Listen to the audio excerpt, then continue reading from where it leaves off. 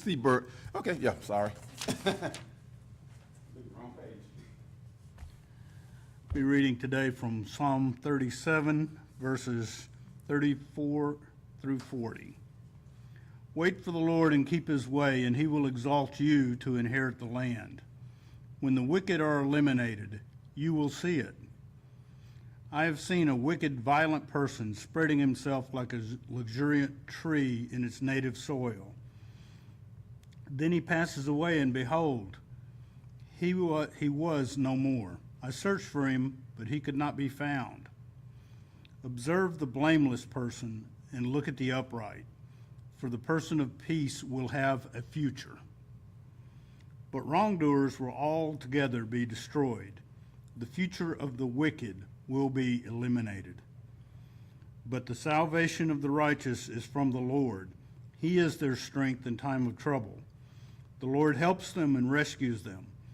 He rescues them from the wicked and saves them because they take refuge in him.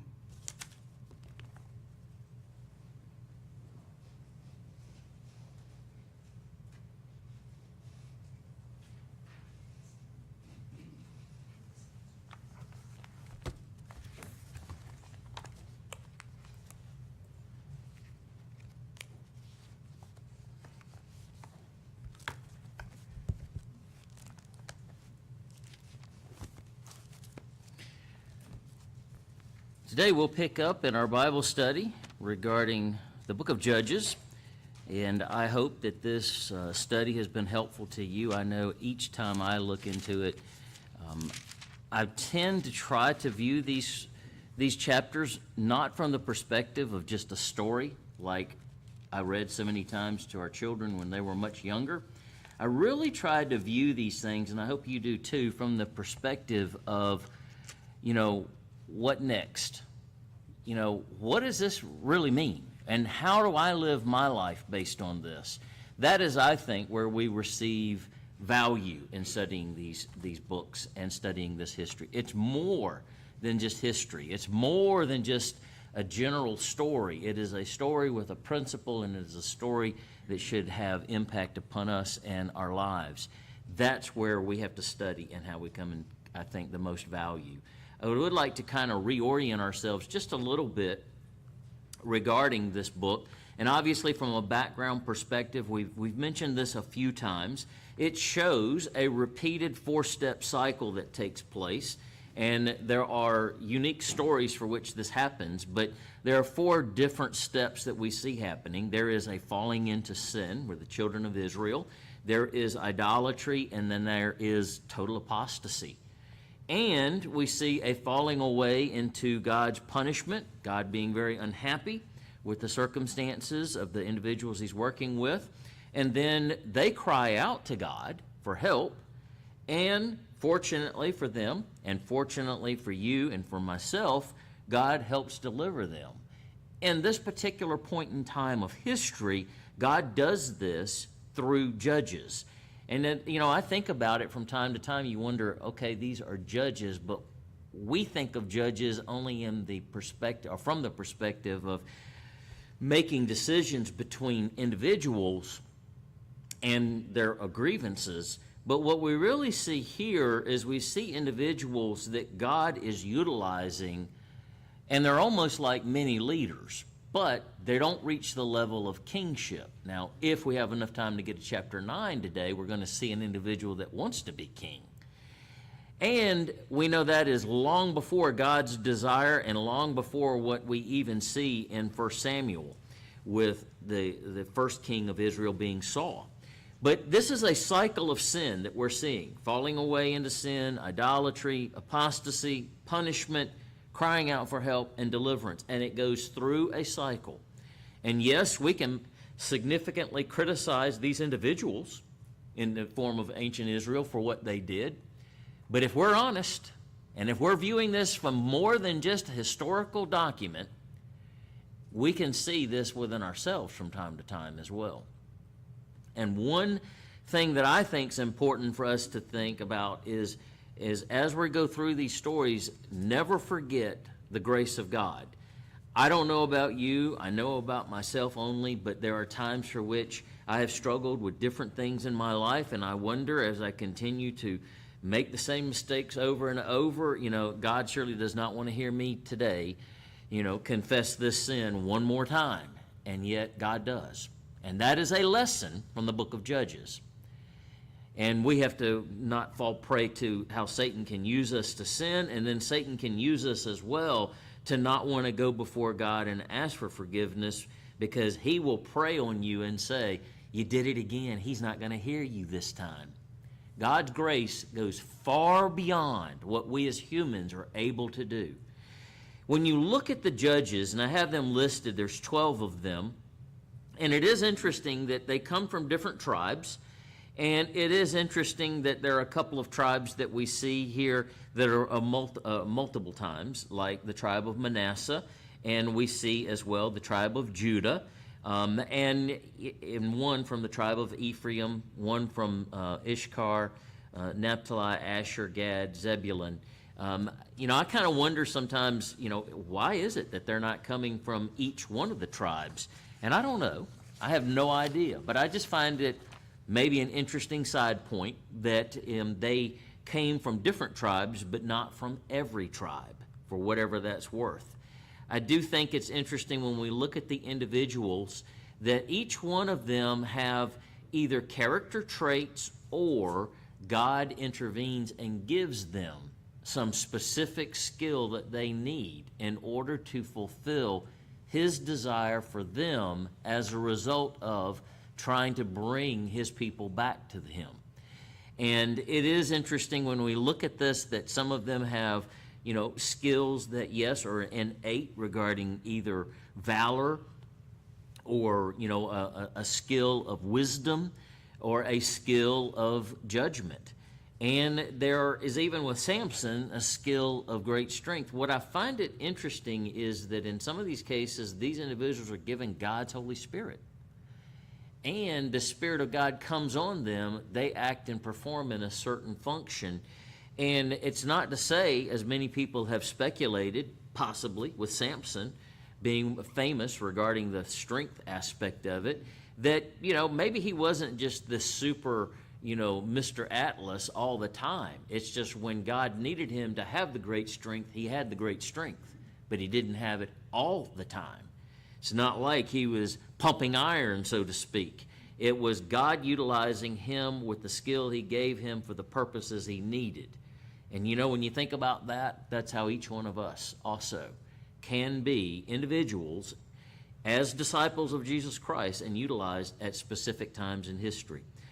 Even though each one of them, as far as judges, came from different tribes, they were scattered throughout the entirety of the populated land of Israel.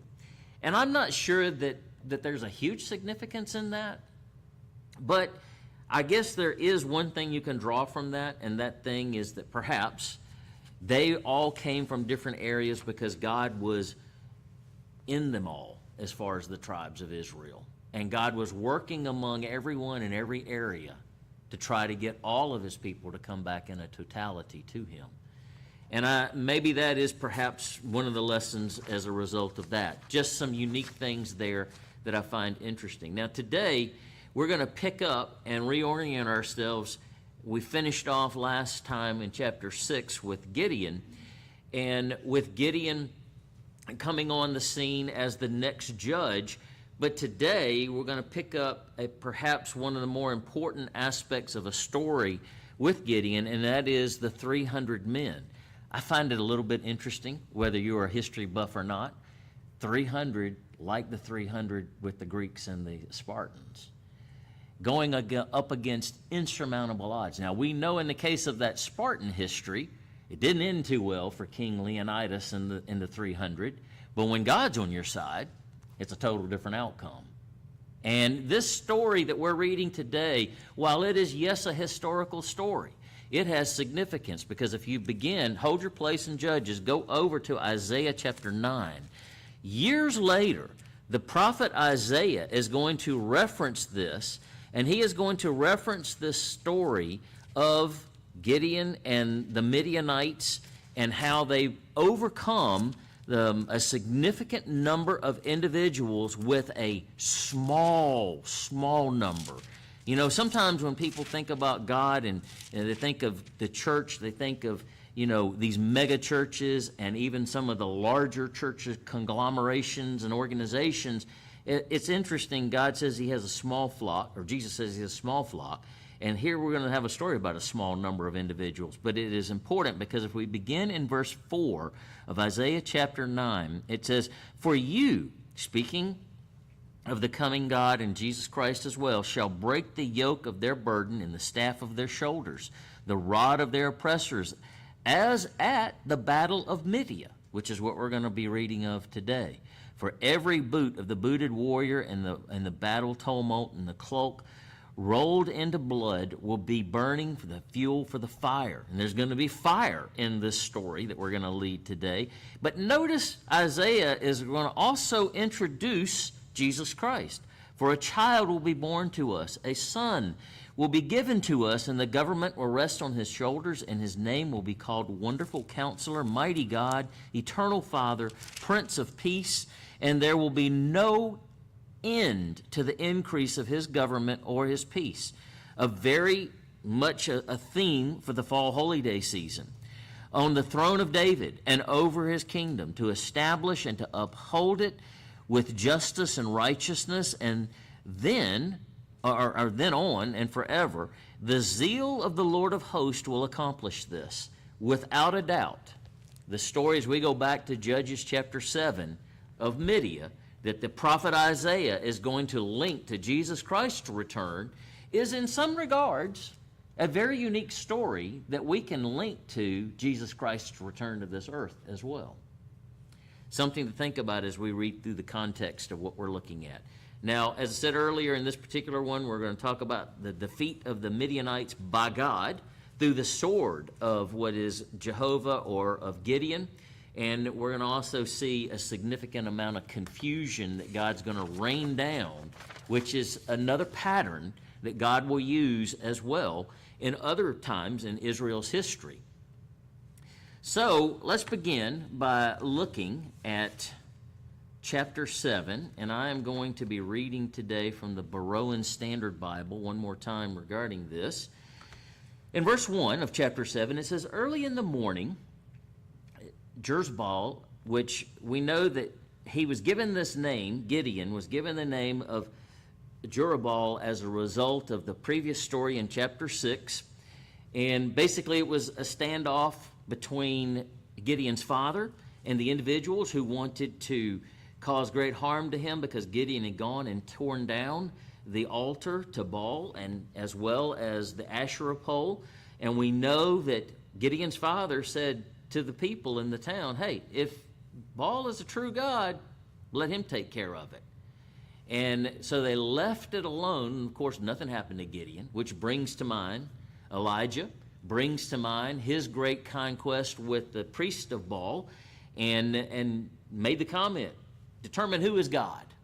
And so by virtue of this, this was an identifier of who God was. Goes on to say, "And all the men with him camped beside the spring of Herod, and the camp of the Midian was north of them in the valley near the hill of Morah. Then the Lord said to Gideon, 'You have too many people for me to deliver Midian into their hands, lest Israel glorify themselves over me, saying, my own hand has saved me. Now therefore proclaim the hearing to the people. Whoever is fearful and trembling may turn back and leave Mount Gilead.' So 22,000 men turned back, but 10,000 remained." Obviously, simple math, we realize that there were only 32,000 Israelites in this total army, and 22,000, well over half, leave. Verse 4, "Then the Lord said to Gideon, 'These are still too many. Take them down to the water, and I will sift them.'" Some translations use the word "smelt them." Other translations use the word "test." The actual word here, sift, means refine them. I will refine them for you. If I say to you, this one shall go with you, then he shall go. But if I say, this one shall not go with you, he shall not go. So Gideon brought the people down to the water, and the Lord said, separate those who lap the water with their tongues like a dog from those who kneel down to drink. And the number of those who lapped the water like in their hands to their mouth was 300 men, and all the others knelt to drink. Then the Lord said to Gideon, with the 300 men who lapped water, I will save you and deliver the Midianites into your hands, but all the others are to go home. So Gideon sent the rest of the Israelites to their tents, but kept the 300 men who took charge of the provisions and ram's horns of the others, and the camp of Midian lay below them in a valley. You know, it is interesting that we're seeing here a sifting, a refining, a lowering the number. That is a significant importance here. We're going to find out as we read through this, and I just want to pause for the number's sake. There were 135,000 Midianites. Started out with 32,000 Israelites. They were outnumbered about 5 to 1. Then there's more of a sifting down, and as a result of another sifting down, you have 300 men with 135 Midianites. Now they're outnumbered 400 to 1. Think about that in relationship to Jesus Christ talking about counting the cost. And he references a king going to make war. Understand who the king is that's on our side in this case. Verse 9. That night the Lord said to Gideon, get up and go down against the camp, for I have delivered them into your hands. And if you are afraid to do so, then go down to the camp with your servant Porah, and listen to what they are saying. Then your hands will be strengthened to attack the camp. So he went with Porah his servant to the outpost where the armed men were guarding the camp. Now the Midianites, the Amalekites, and all the people east had gathered in the valley like a swarm of locusts, and their camels were as countless as the sand of the sea. And the Gideon arrived. A man was telling his friend about a dream. Behold, I had a dream, he said, and I saw a loaf of barley bread tumbling into the Midianite camp. It struck the camp so hard that the tent overturned and collapsed. And his friend replied, this is nothing less than the sword of Gideon, the son of Goshen, the Israelite. God has delivered Midian into the whole camp into his hands. When Gideon heard the dream and its interpretation, he bowed in worship. He turned to the camp of Israel and said, get up, for the Lord has delivered the camp of Midian into your hands. And he divided the 300 men into 3 companies and gave each of them a ram's horn in one hand and a large jar on the other containing a torch. Watch me, do as I do, Gideon said. And when I come to the outskirts of the camp, do exactly as I do. When I and all who are with me blow the horns, then you are also to blow your horns from all around the camp and shout for the Lord and for Gideon.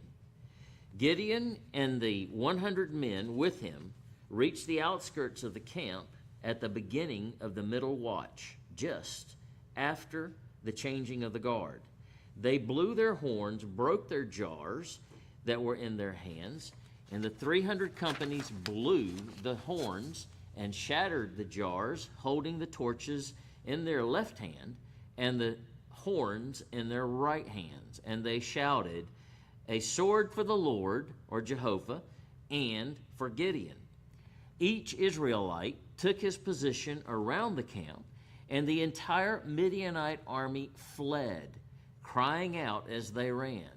And when the 300 ram's horns sounded, the Lord sent all the men in the camp against one another with their swords, and the army fled to Bethsheba. towards Zereth, as far as the border of Abel Mechalon near Tabitha. Then the men of Israel were called out from Naphtali, Asher, and all of Manasseh, and they pursued the Midianites. Gideon sent messengers throughout all the hill country of Ephraim, saying, "Come down against the Midianites and seize the waters by the Jordan ahead of them as far as Bethraba." So all the men of Ephraim were called out, and they captured the waters of the Jordan as far as Bethabara.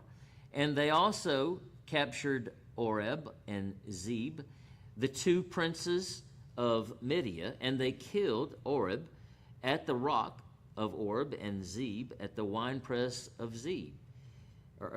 And so they pursued the Midianites and brought the heads of Oreb and Zeb to Gideon on the other side of the Jordan. Again, I think that when we look through this story, obviously, it's a fascinating story with many things when we can think through that are not just a historical account. There are references and there are things that should come to our minds as we look through this. And I thought one of the questions I would begin by today is to ask the question of, why do you think God said that the people or the army were too many? What's the significance of that statement? Lest they take the glory for themselves. Exactly. Taking the glory for themselves. And, you know, when we think about this battle, I think we're looking at a battle that's, yes, physical, without a doubt, because we know there's a reference to it, as we saw earlier in Isaiah. But we also see something that's very spiritual in nature as well. And I cannot help but see in this another example of sometimes we like to take and fight our own battles as opposed to let God fight them for us. And oftentimes we have a lot of defeat in that regard. And I think when we see this, it's another reminder of what next, what can I learn from this? Let God fight the battles. Let God be the part and not think about how great you are or how much you think you can overcome. Why did God want Gideon to go down to the camp? What do you think was the purpose for that, Steve? I think encouragement. Encouragement. Any other thoughts? Kathy? I think Gideon still is doubting God, because it said God laid out his plan, but he said, if you're still fearful, then go down, and Gideon did. So I think just like with Barak, there's this spirit of unbelief. God's got to prove that he's going to do what he said he's going to do. Okay. I see that, but I also see in that not necessarily a negative thing against Gideon. What I see there is a God so loving that he knows our weaknesses and he provides what we need. That's what I see in that too. But I don't want to criticize Gideon as much as I just know how it is to be human and real too, and know that when I'm facing my own battles that are insurmountable, I'm down 400 to 1, at least that's how I feel emotionally. And even though I know God cares and loves, he still can provide us with things we need to get us over what we need to too. I'm sorry, I didn't mean to interrupt you, but what were you going to say? Kathy? Oh, no, to me, his faith was conditional. I agree, God is always merciful, but I look at some of the biblical characters who didn't have to have that constant reassurance. Or at least we don't have it in writing. We don't have it in writing, but I'm sure Possibly. there were times, there were doubts and fear that, and maybe I'm being too harsh on Gideon, but. It's valid points. These are things that I think when we read these stories, they should resonate with us as well as human beings, though, too. I ask this next question: what does all this show us about God's character and about Gideon's character when we see this whole story in its totality? Steve? God's character doesn't change. It's always the same. And he doesn't deal with fear like humans do.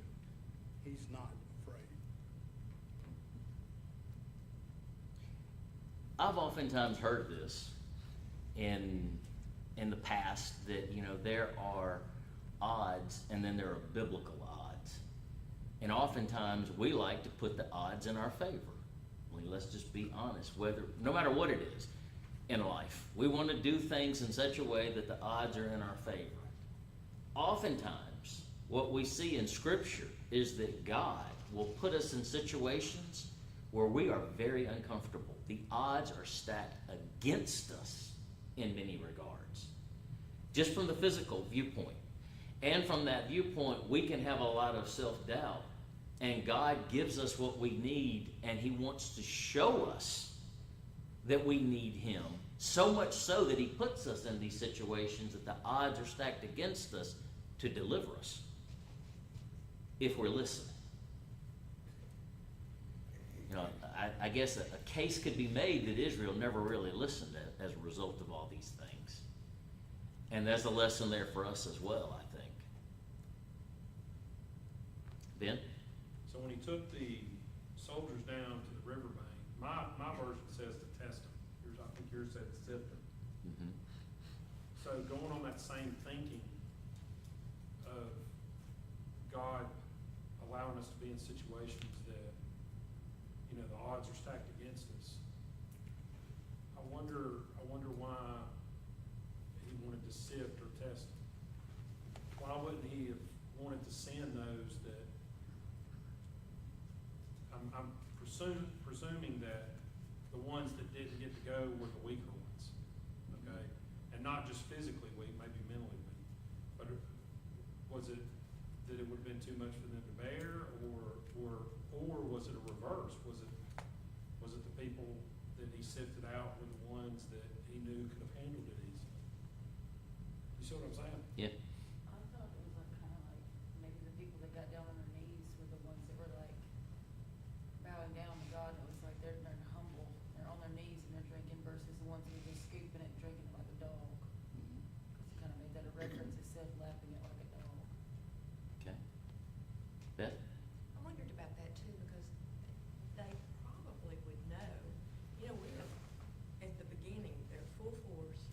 We are so outnumbered, and that's how it began. And of course, God would know that too.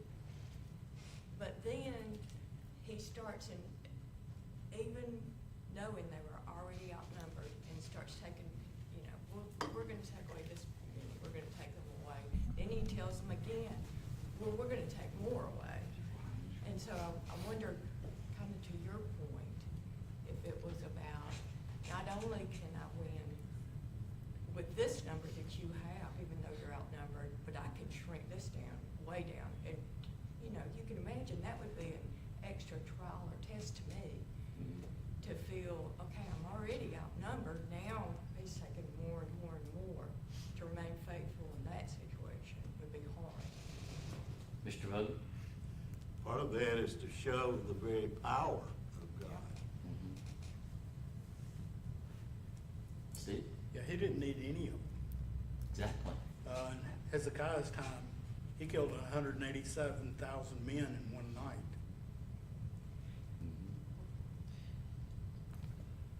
Beth? Well, and if you know, when you read it, actually, they're standing around the edges of the camp, and the people they're fighting, they turn on each other. That's, you know, God didn't actually have to have them. It causes confusion. I guess my question is, I realize that God didn't need them. He could have done it completely by Himself. But what was the difference in the people He did decide to allow go and the people He did not allow go? That's really what my question is. Was the sin, because if you're going with the thinking of, you know,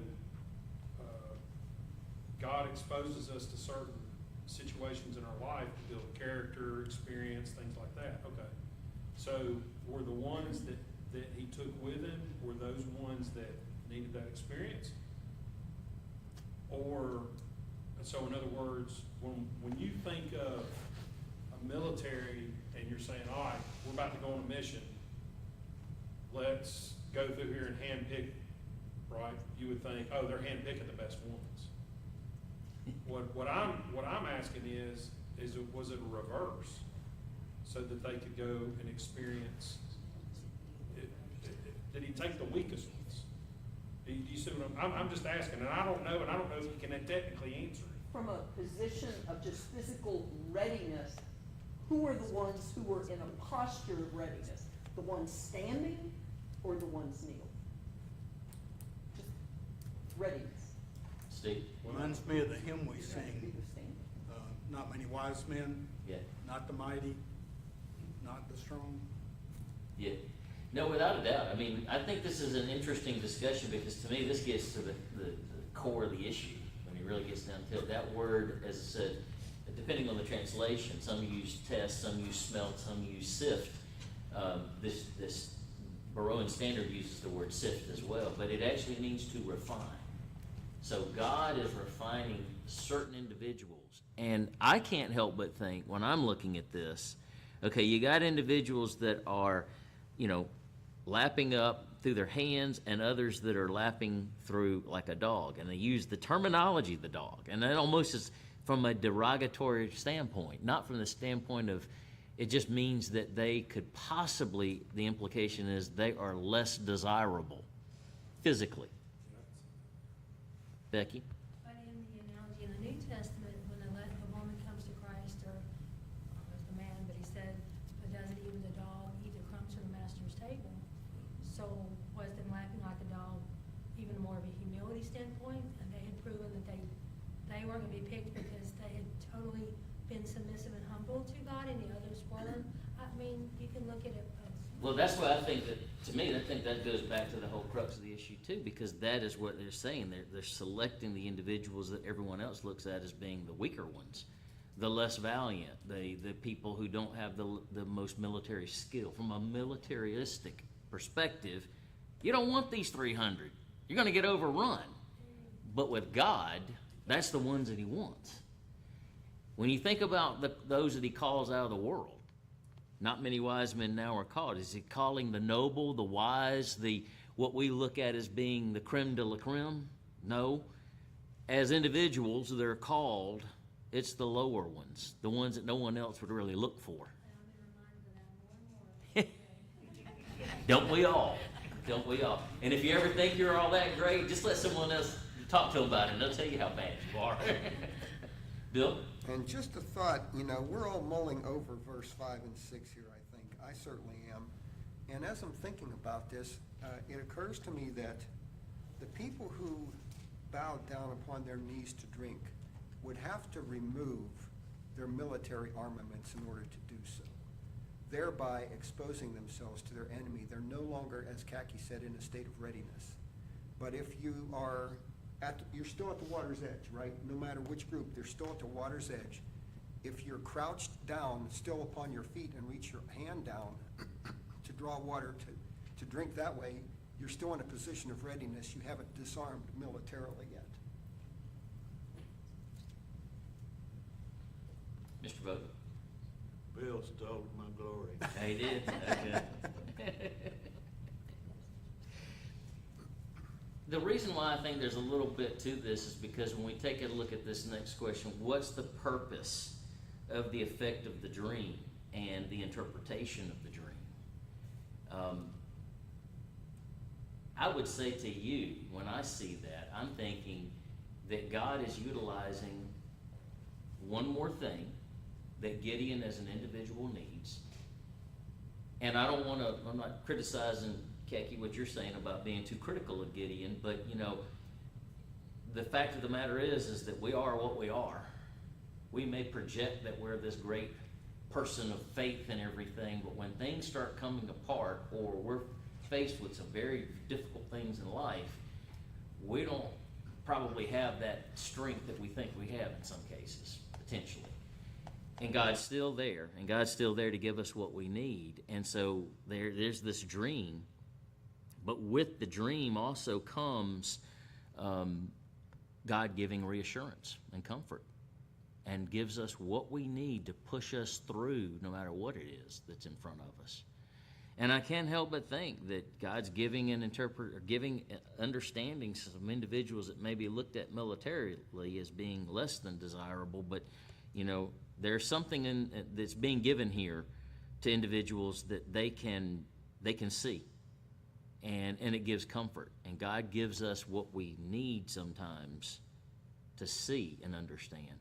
And I can't help but think of this from a prophetic standpoint. We all talk about the future in the book of Revelation and all that kind of stuff. And we all think, well, I'm going to be faithful to the very end. I'm going to do this. I'm going to do that. As they say, when the rockets start flying and the bullets are around your head, you may find out something about yourself that you didn't realize about yourself. And yet there are times in which God gives us what we need. We may not have all knowledge now, but when we need the knowledge, God gives us the knowledge to be able to do what we need to go through. And I see a little bit of that in this story as well. Does this remind you anything historically that would have occurred in Israel's past before? David and Goliath. David and Goliath? Okay. See? Just a pattern that God does small beginnings. Small beginnings? Adam, Noah's family, Abraham, 70 Israelites go to Egypt, small beginnings. What, 120 people at Pentecost? Just very small beginnings. I'm trying to remember, it was rams or goats where they tied the flames to the horns The ram's horns. at night. It brings to mind for me about marching around the walls of Jericho? Jericho. I was going to say, that's the first thing that comes to my mind too, is Jericho. I asked for a million on that one. Because you've got a trumpet blast, you've got shouting, and you've got these jars being broken and sound and whatnot. I think there's a similar function with that. You think about it as well, and Beth mentioned this, the whole concept and idea of, the Midianite camp, they started turning on one another, confusion and problems. Hold your place right here and go to Deuteronomy chapter 28. God had already told Israel that if they were faithful and true to him, and he makes a comment, he says, "The Lord shall cause your enemies who rise up against you to be defeated before you, and they will come out against you one way and will flee before you 7 ways." I find that very interesting. God is doing exactly what he said he would do. He created confusion in this camp of a 400-to-1 outnumbered army. And God was the one that did this. And of course, as a result of and his comment is, really you think about it, all you got to do is I'm going to narrow it down to 300 people. You're going to be outnumbered, outgunned. Everything's going to say that physically you can't do this. But I'm the one doing it. Not only that, I'm going to make sure that you see that you're going to get a little encouragement when you need it to go forward, because this is an insurmountable task physically. And in addition to that, if you'll follow my instructions, watch me do my work. If you'll blow the trumpets, if you will break the jars and show the torches, I will do the rest. And I will fight for you. And these individuals who came up against you, now they're all going in different directions. And not only that, they're killing themselves for you without you having to do anything. I mean, this is a story of faith. And if you do certain things, God will reward and God will provide. You think about Jericho. They go up against this big walled city. There is no way that marching around shouting, you're lifting up your voice like a trumpet, could ever make these fortified walls fall. But they do. That's another, I think, important lesson out of all of this. And, when you think about it, they had to take up armament. We're told in Ephesians 6 to put on the armor of God. It's a spiritual war we're fighting. I submit to you that what we're reading is, yes, a physical war, but it's also a spiritual war of God inflicting war against others that served other gods. And he's trying to get his people back and showing how great he is. I think there's an element, somebody said this a few minutes ago, that, it's the same God that did that at Jericho that's doing this here. And he's impressing on their minds, if they understood their history, I'm the same God. And think about this. When Abraham took off after Lot and the kings that had taken Lot, his army was how many men? Abraham, 318. We got 300 right here. How could an army of 318 men with Abraham go and do what they did to release Lot and bring him back? They didn't do it. God did it. And it's almost a similar lesson being taught. Again, I think here that, if you do what I say, I will work this out for you. And I'm the same God that worked through Abraham.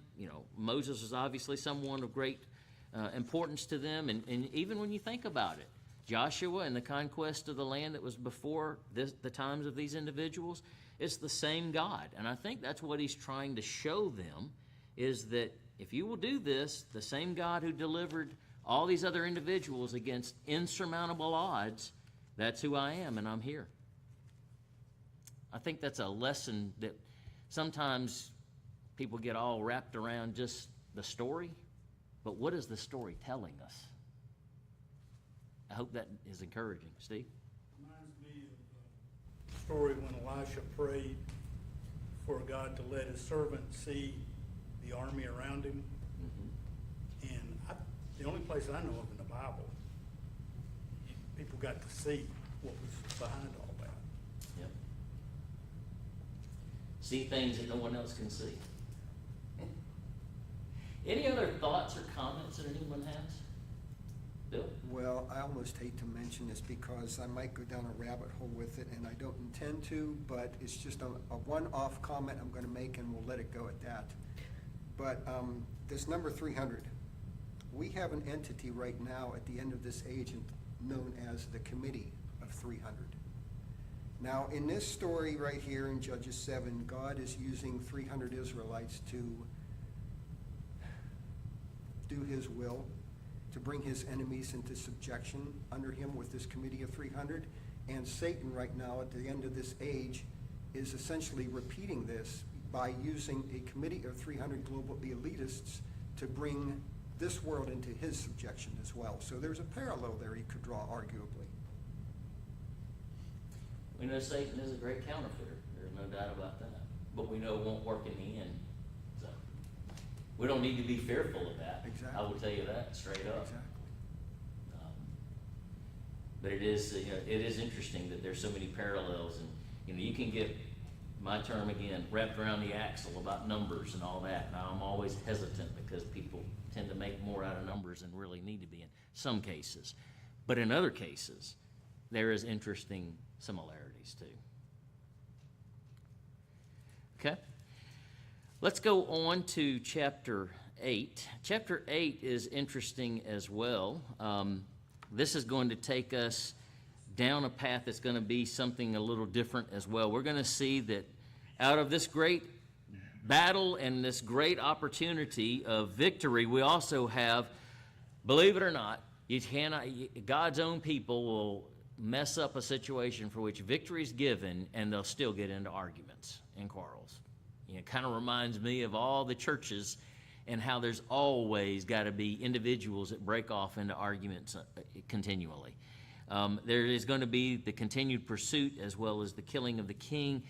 Gideon is going to actually refuse kingship. The idea is going to come from the midst to make him the king, and then he's going to turn that down, but then we're also going to see that there's going to be a summary of his life that's going to lead to another set of problems. So I'll begin in verse 1 of chapter 8. It says, "Then the men of Ephraim said to Gideon, 'Why have you done this to us? And why did you fail to call us when you went up to fight against Midian?' And they contended with him violently." Because as you recall, they didn't come into pass when he called them. But now that everything's going in their favor, now they're mad because they weren't a part of the victory, so to speak. But Gideon answered and said, Now what have I accomplished compared to you? Are not the gleanings of Ephraim better than the grape harvest of Abiezr?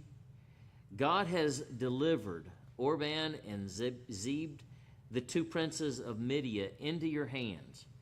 What was I able to compare to you? When he had said this, the anger against him subsided. Then Gideon and his 300 men came to the Jordan and crossed it, exhausted, yet still in pursuit.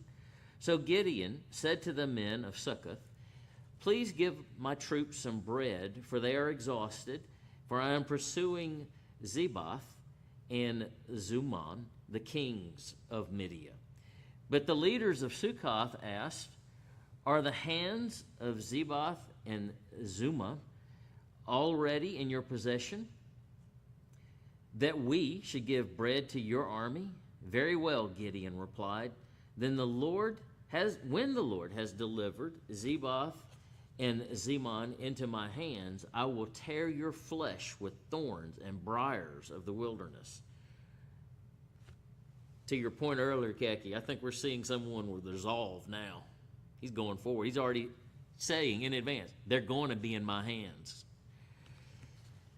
Goes on to say in verse 8, From there he went up to Penuel and asked same of them, but the men of Penuel gave the same response as the men of Succoth.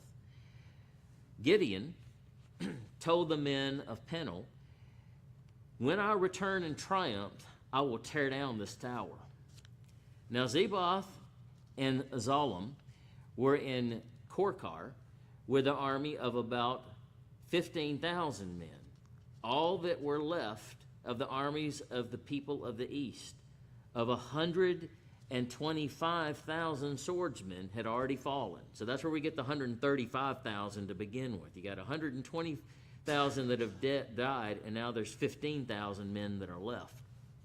And Gideon went by the way of the caravan route east of Nobath, and he attacked their army, and taking them by surprise. And when Zebath and Zalman fled, Gideon pursued and captured the two kings of Midian, routing their entire army.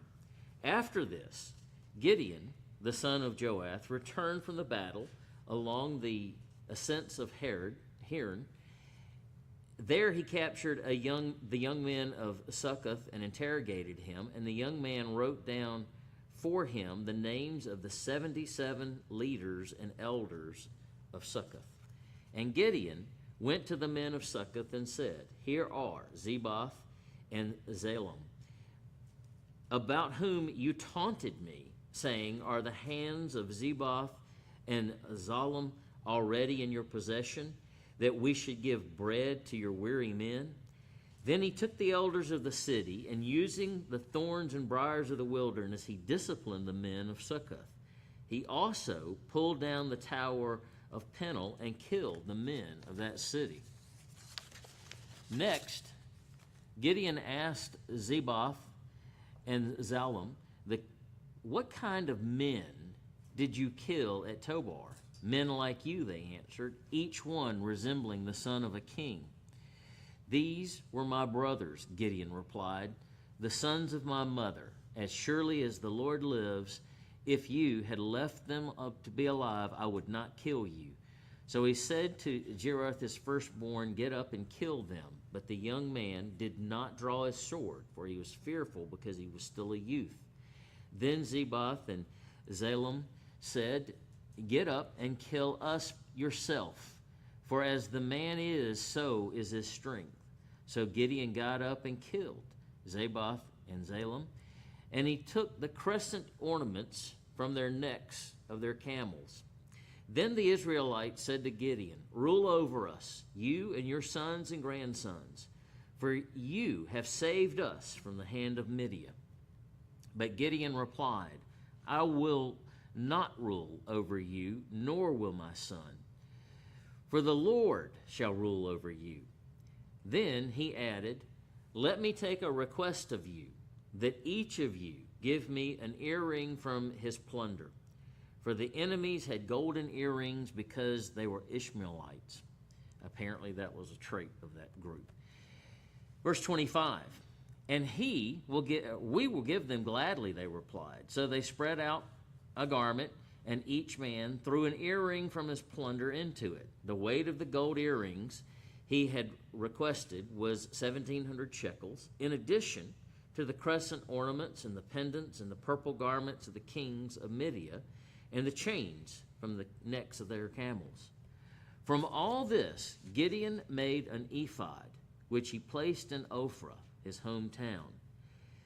But soon all Israel prostituted themselves by worshiping it there. And it became a snare to Gideon and his household. Verse 18, in this way Midia was subdued before the Israelites and did not raise its head again. So the land had rest for 40 years in the days of Gideon. And he goes on to list his name again, Jerubbaal, returned home and settled down. Gideon had 70 sons of his own. Almost like he's trying to set the record that Solomon was trying to break, I guess. Since he had many wives, his concubines who dwelt in Shechem also bore him a son, and he named him Amalek, which is going to become an important character. After Gideon, son of Joash, had died at a ripe old age, he was buried in the tomb of his father Joash in Ophrah. And as soon as Gideon was dead, the Israelites turned and prostituted themselves with Baal. And they set up their gods, and Israel failed to remember the Lord their God, who delivered them out of the hand of all their enemies on every side. And they did not show kindness to the house of Gideon for all the good things that he had done for Israel. We see a summary of his life at the very end. We see, I think, many things for us to think about and consider in this particular story. The first question that I pose for us to open up with is, what do you think was the real issue behind why the people of Ephraim were so upset? Steve? Jealousy. I think that's a big part of it. Envy. Envy. It is, when we think about it, you hear the individuals talk about today, you have these, all of a sudden people become fans of a sports team because they start winning.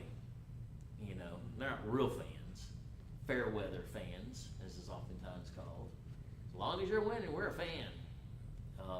Kind of rings of that, Steve. That's why Auburn fans stand out.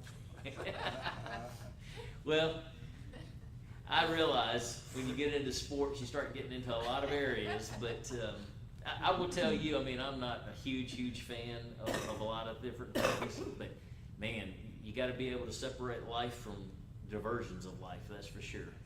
Khaki?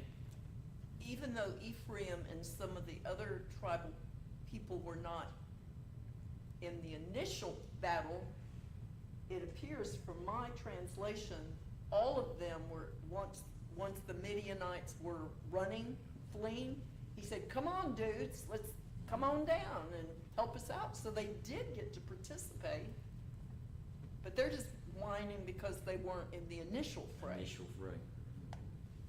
Steve? My real thought is they're complaining against God because God's the one that whittled it down to 300 men. They're not mad at Gideon. That is so They're true. once again rejecting God. It was God who decided how many men it was going to be. And Gideon never brought that up. He had a great opportunity to say that to the Ephraimites. It's like, hey, if you're mad, go talk to God about it. But he didn't. He fawned them and Well, that leads to the next question. Did Gideon handle the issue successfully? No. You don't think so? No. Anyone else? What are your thoughts? What are your thoughts around the comments that he makes about beating them with thorns and briars? Kind of that sounds authoritarian to me. Don't provoke me.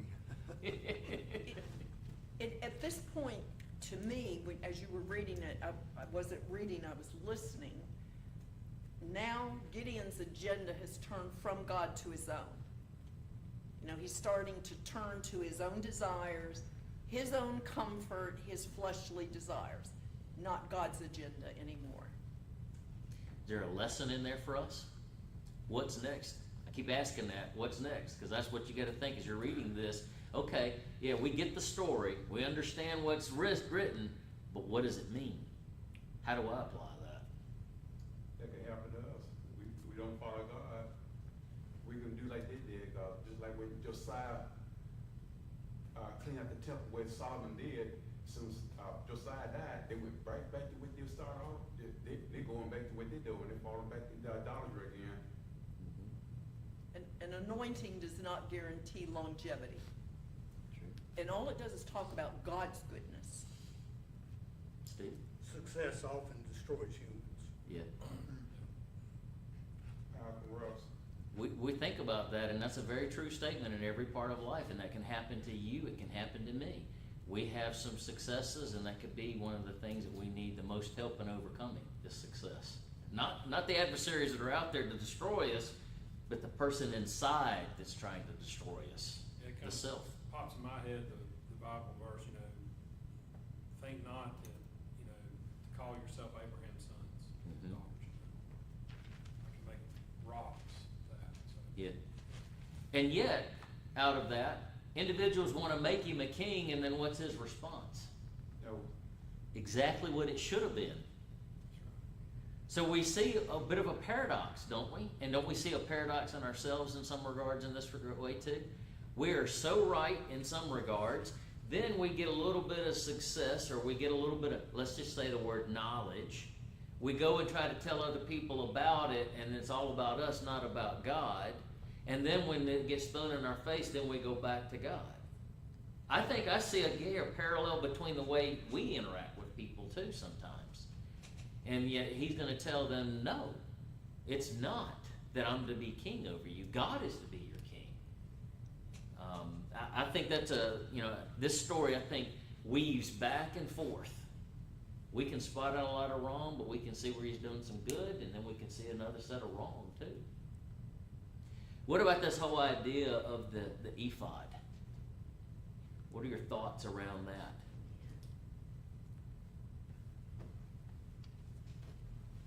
Steve? Once again, Israelites get it right for about 20 minutes at a time. That's the limit. And that's us. And that's us. You know, we can criticize Adam and Eve. We can criticize the Israelites. I hope that we're at least self-aware enough to know that we see some of that in ourselves too. Now, that's not to take pride in that by any means. But the point of it is let's not just trash them. Let's realize that there's some of that in us too. That should humble us and learn from others' issues. You know, I look at this story about the ephod. Does it remind you of any other historical context? Ms. Bogan? When Moses went up on the mountain and then he came down, they had built a golden calf. to Yes. worship.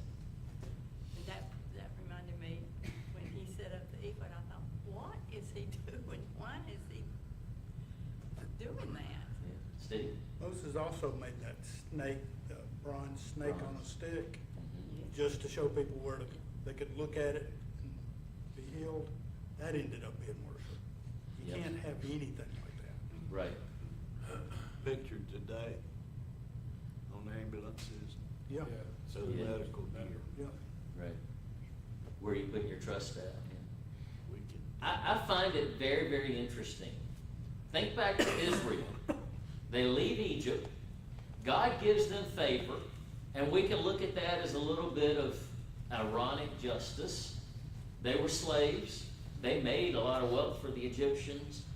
The Egyptians say, leave, and then they say, take all this stuff with you. Some of the stuff that they would have taken was golden earrings. Aaron makes a calf out of it. It's inexplicable. And, you know, of course, he uses the expression, well, you know, I just put the people did this, they wanted that, and I just put it in this pot and this calf came out. Well, there's no way a calf came out of that. And yet they worship that. And here we see as well a little bit of potential character flaw. And we ask that about ourselves. We see an individual that God's, yes, worked significantly. God called. There's no doubt who he was working with and who he's working for. And he takes gold off of these individuals, asks for it, is given to him. He creates an ephod. An ephod was something that was for the priest. He's not a priest. And then they turn around and start worshiping the ephod. It's almost like history repeating itself. This, you know, idols, the whole thing is a lack of faith. And, you know, we look at it back in the Old Testament when they were making gold idols, calves, and things like that, and we kind of, you know, but a few years ago, I had a very good close friend of mine that died from cancer.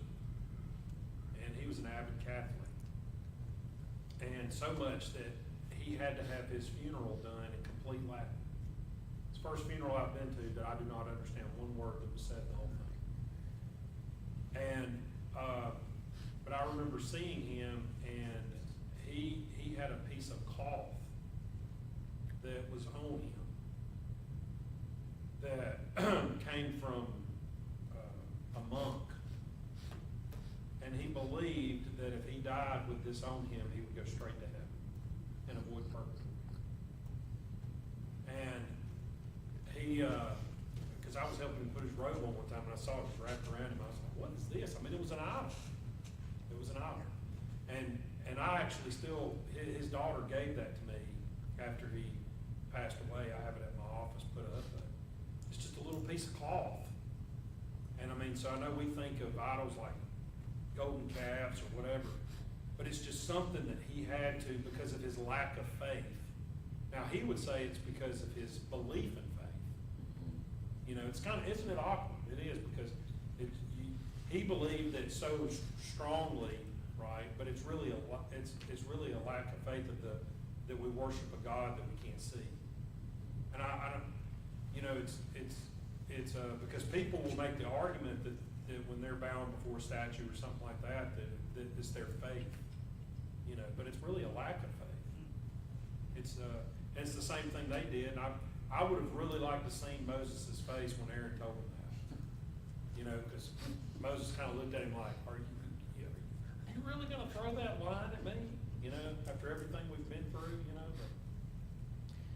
I do find it interesting when we read this story and we consider the story of Aaron. You know, we see individuals, and I think we see some of this in ourselves from time to time. You know, we have so much given to us, knowledge-wise, God's grace given to us, God working with us, giving us the Holy Spirit. Yet why do we sin? Why do we commit any sin for that matter? Becky? Well, I was thinking about Gideon and other examples in the Old and New Testament, when in some situations and choices they made the right one. They gave it all to God, or they trusted in God, or they made the right decision. And then you said in another area they completely failed spiritually. Well, God says those who overcome will inherit all things, and those who endure, he says, overcome. So maybe it's the strongholds that would be the weakening points for people. In other areas, hey, no problem. But over here, there's that stronghold that maybe we continue to wrestle with the rest of our life. That's what we're overcoming, maybe, is the strongholds. Steve? Remember when Elijah killed all the priests of Baal, and then Jezebel got after him, and he ran, and he was just exhausted. I think that's why he was weak. He was physically weak. And you can't, you know, we're made out of clay. We walk around and talk, but you have to recharge. You can be caught in a weak moment. And even in his case, you have someone in a great moment and have a great event occur, and yet so quickly think that this woman's going to kill you when you had a great God do something like that. And I guess that's the point I'm driving through all of this. We can criticize these people about every little thing that they did, and that's not unjust criticism. the point that I think is important for us is, yes, understand the story, but understand the implications to us. And I think that's what so many people just fail to do. They don't apply these things to themselves. And these stories are here. What does the Apostle Paul say? All these things are written for our admonition. What we're reading right now is what the Apostle Paul would tell the church at Corinth. These things are written for you to learn from. And yet, many churches today don't even look at these examples. And if they do, they want to criticize the individuals listed here, but they don't want to look at themselves in regards to this. And to me, this is like the Apostle James saying, you look into that mirror and that law of liberty and you just walk away. And you're no different than the person that was there initially. We have to look at this and discern. And I think that's an important aspect of what we're doing and why I think it's so important to do this. Yeah? I had a question rather than comment. But in verse 27, and it did say that after the ephod was built and all of Israel worshipped it, and then it said it became a snare to Gideon and his family. I mean, God did all that he did to show that I'm the one that's doing all this, but they immediately make something physical that everybody could see once again. And I just wondered what that, I mean, the snare to his family, is it a lessening of belief in his belief in God? Or I'm just wondering what that snare might be. My thought goes to the snare of putting your faith in the wrong things. And it becomes a problem that then perpetuates the rest of your family. I know his father already been a part of building altars to Baal or Baal, depending on which way you want to pronounce it. I mean, so we know that there's a background of that. And this is someone called out of that and then turns around and does something like this. And it is a head scratcher. But sometimes the decisions we make, God must scratch his head. I've given you all this, I've done all this, and then you turn around and go right back into this unbelief. I mean, but I think that's part of it. That's my opinion. I don't know if anyone else has any other thoughts. Because obviously there is the whole idea of putting your faith in something that is not a God. Whether it is an individual or whether it is an item. And sometimes people put their faith in other individuals. That's making an idol out of that. But here's the other thing that I'll submit to you and to myself. And I've struggled with this to the degree that over the course of time, sometimes I think the biggest objection to overcoming idolatry in our own lives is the self. Putting self-will ahead of God's will. We may not have an altar and bow down to it or have a cloth or anything like that that we can point to, and we may try to put all people in their right places as far as individuals, but what about the self? Putting our will ahead of God's will, then that makes us an idol, which is, I think, is an important part for us to think through. Okay? Well, let's go on to chapter 9. One Sorry. comment, if you'll notice.